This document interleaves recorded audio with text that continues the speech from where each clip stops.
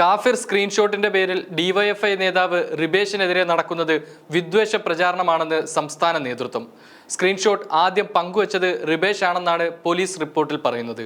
അദ്ദേഹത്തിന്റെ ഫോൺ വിശദമായ പരിശോധനയ്ക്കായി പോലീസിന് കൈമാറിയിട്ടുണ്ട്.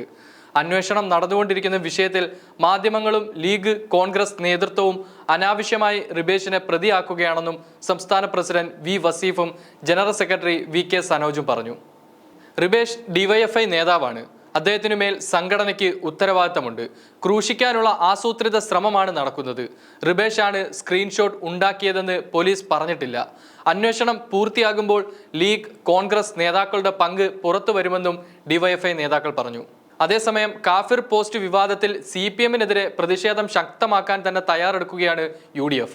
നാളെ വടകര SP ഓഫീസിലേക്ക് UDF RMB സംയുക്ത പ്രതിഷേധ മാർച്ച് സംഘടിപ്പിക്കും.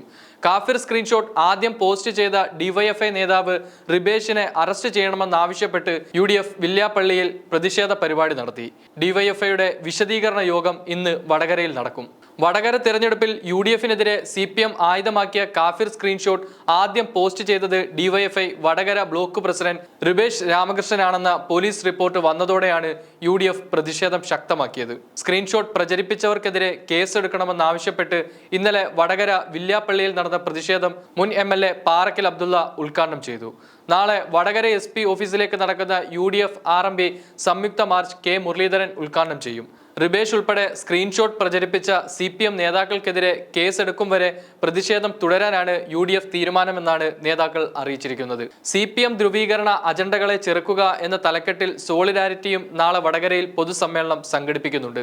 അതേസമയം വടകരയിലെ കാഫിർ സ്ക്രീൻഷോട്ടിന് പിന്നിൽ UDF തന്നെയാണെന്ന് ആവർത്തിച്ചു പറയുകയാണ് CPM സംസ്ഥാന സെക്രട്ടറി MV ഗോവിന്ദൻ.